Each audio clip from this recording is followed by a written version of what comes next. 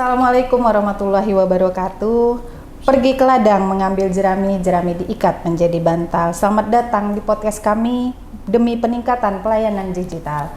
Halo, selamat pagi semuanya. Selamat datang di podcast pelayanan publik digital. Saat ini saya Amanda Juitasari. Senang sekali bisa menyapa Anda kembali di episode kali ini, di mana kita akan membahas pelayanan publik digital pada UPTD PPD Karimun. Untuk itu pada kesempatan kali ini sudah hadir bersama kita Ibu Raja Karisma SH selaku Kasubag Tata Usaha UPT PPD Karimun sebagai narasumber kita kali ini. Selamat pagi Ibu. Selamat pagi juga Mbak Manda dan para narasumber. Assalamualaikum warahmatullahi wabarakatuh. Saya dengan Ibu Karisma dari UPT PPD Karimun. Berikutnya ada narasumber lain terkait untuk pengamat pelayanan publik Bapak Imam Sutamto SH. Selamat pagi Bapak. Pagi. Juga ada Pak Robi Aprianto dan Pak Ahmad Mirsad sebagai masyarakat yang menggunakan fasilitas pada UPTD PPD Karimun. Untuk itu pada kesempatan kali ini saya akan menyajikan video untuk kita tonton bersama. Selamat menyaksikan.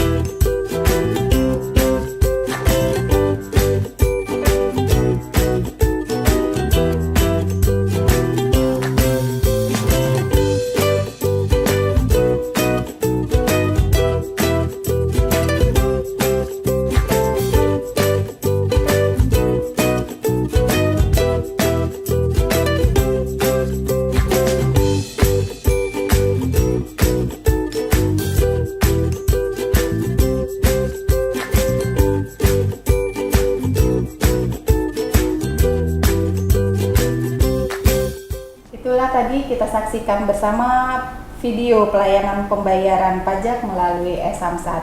Selanjutnya saya akan kembali bersama Bu Raja Karisma yang saat ini membersamai kita melalui Zoom karena beliau sedang melaksanakan pelayanan ya Bu Emma ya di UPTD PPT Karimun. Bu Emma, seperti kita ketahui bersama, e-Samsat itu setelah membawa perubahan besar ya pada pola komunikasi pelayanan publik, di mana yang dulunya bersifat komunikasi yang dulunya bersifat langsung atau tatap muka, saat ini sudah bertransformasi melalui komunikasi digital berbasis sistem. Menurut Bu Emma, bagaimana tantangan dalam pelaksanaan e-Samsat ini sendiri? Baik, terima kasih atas kesempatan yang diberikan oleh Ibu Amanda. Baik Bapak Ibu yang saya hormati, sedikit saya menjelaskan tentang pemakaian aplikasi e-Samsat.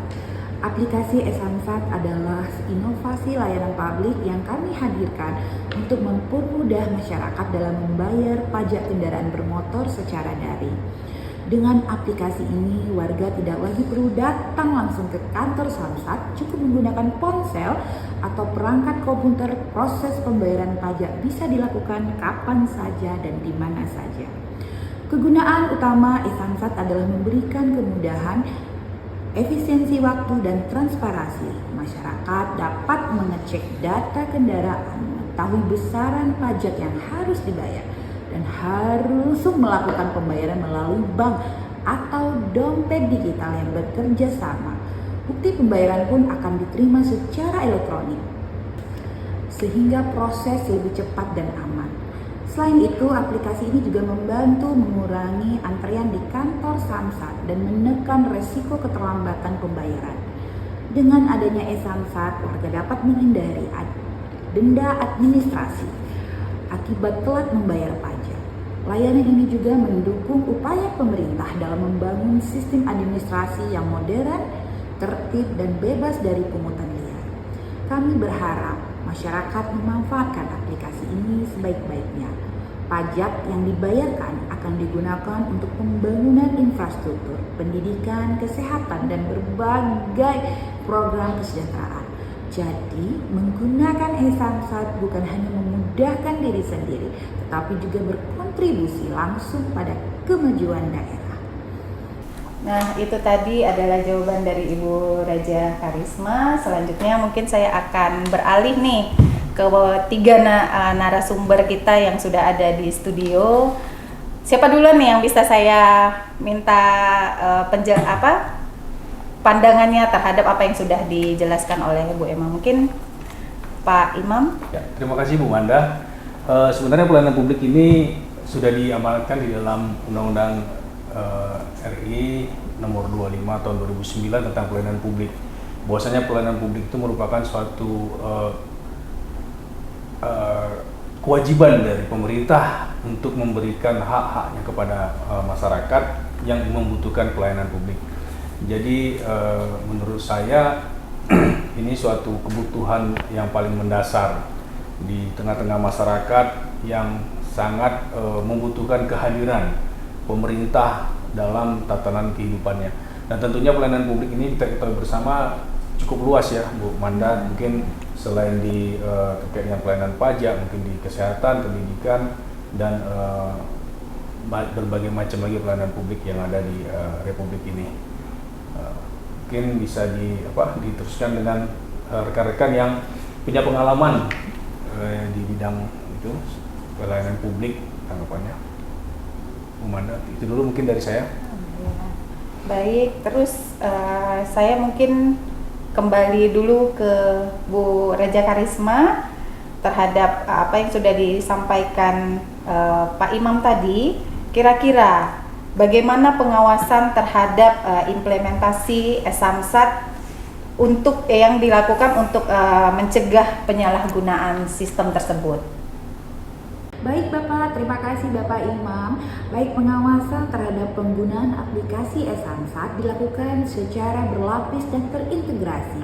Pertama, kami memiliki sistem monitoring internal yang memantau setiap transaksi secara real time. Setiap pembayaran yang masuk langsung tercatat di server pusat, sehingga kecil kemungkinan terjadi manipulasi data ataupun penyalahgunaan. Secara rutin kami bekerja sama dengan Inspektorat Daerah dan Badan Pemeriksa Keuangan Daerah BPKAD untuk melakukan pemeriksaan laporan keuangan dan aktivitas sistem. Langkah ini memastikan bahwa seluruh pajak yang dibayarkan oleh masyarakat masuk ke kas daerah sesuai ketentuan. Selain pengawasan internal, pemerintah juga memberikan saluran pengaduan masyarakat. Warga dapat melaporkan apabila menemukan kejanggalan atau kendala saat menggunakan e-Samsat. Laporan ini akan langsung kami tindak lanjuti melalui tim teknis dan unit pelayanan. Kami ingin memastikan pelayanan tetap transparan, akuntabel, dan bebas dari pungutan liar.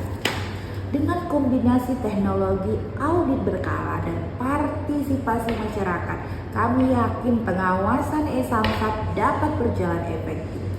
Tujuan kami bukan hanya memudahkan pembayaran pajak, tetapi juga menjaga kepercayaan publik bahwa setiap rupiah yang dikelola dengan aman dan bermanfaat bagi pembangunan. Oke, terima kasih Bu Raja Karisma atas penjelasannya.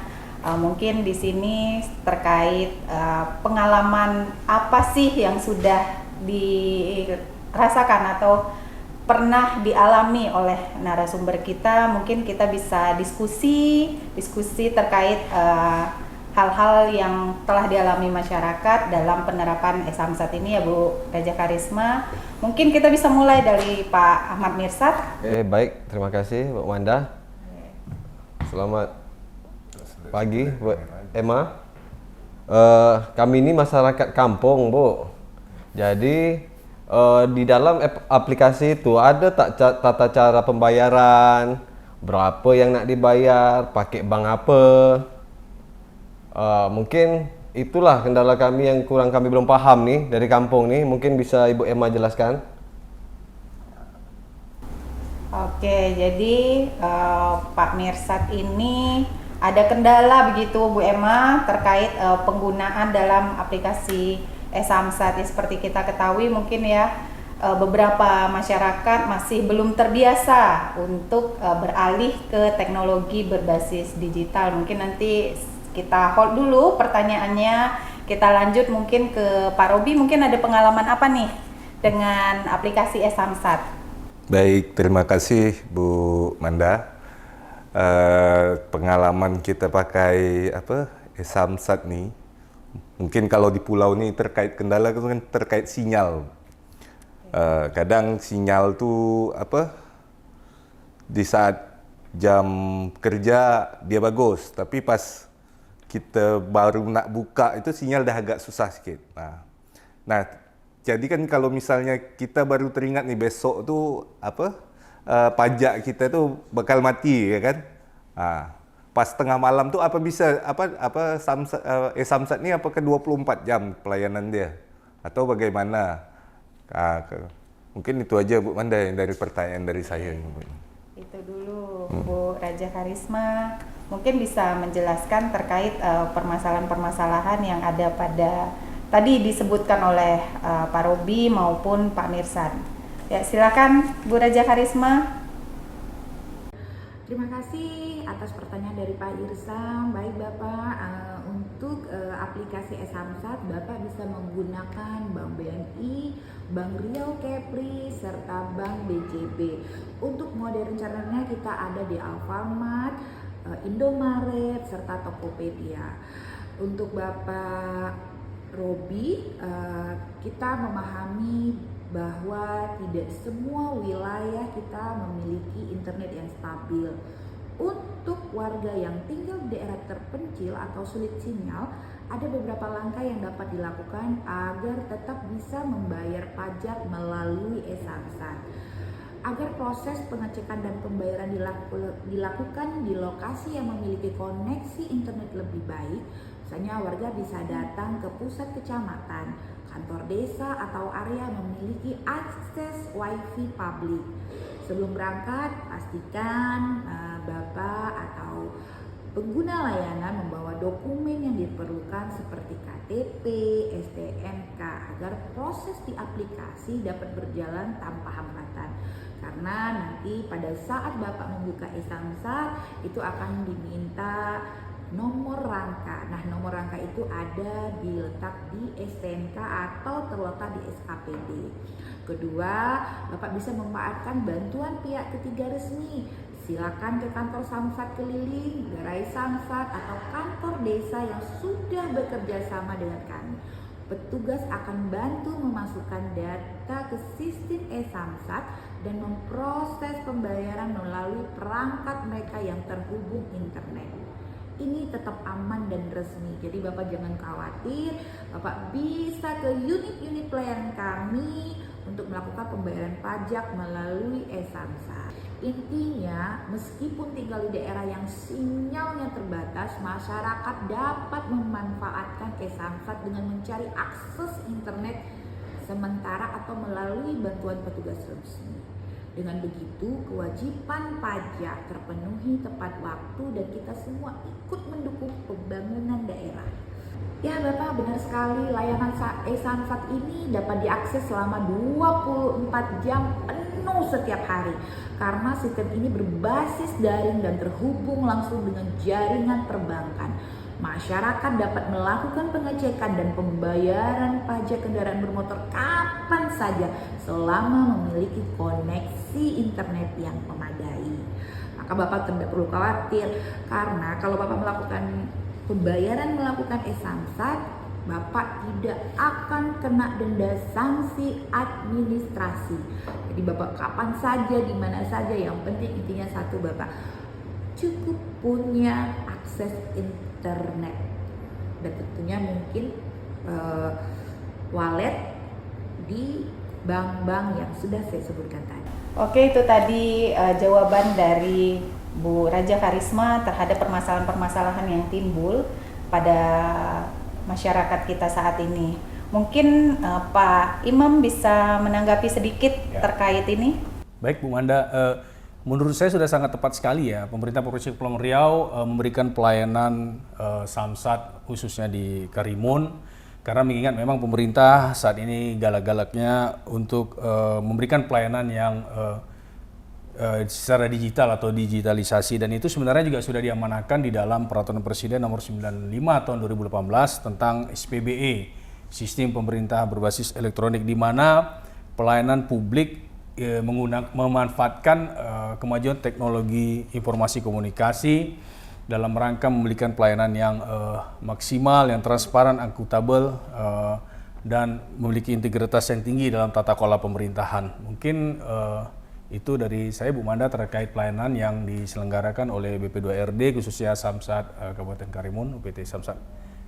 Oke, baiklah. Jadi untuk hari ini terima kasih Bu Raja Karisma atas kesempatannya bisa hadir ya, walau di tengah-tengah kesibukan gitu. Tidak bisa hadir di studio tapi bisa hadir melalui kanal Zoom kita. Terus terima kasih juga kepada Pak Imam, Pak Mirsa, dan Pak Robi atas kehadirannya di studio. Oke, cukup untuk hari ini cukup sekian acara podcast kita. Kita ketemu lagi di episode selanjutnya. Wassalamualaikum warahmatullahi wabarakatuh. Waalaikumsalam warahmatullahi wabarakatuh.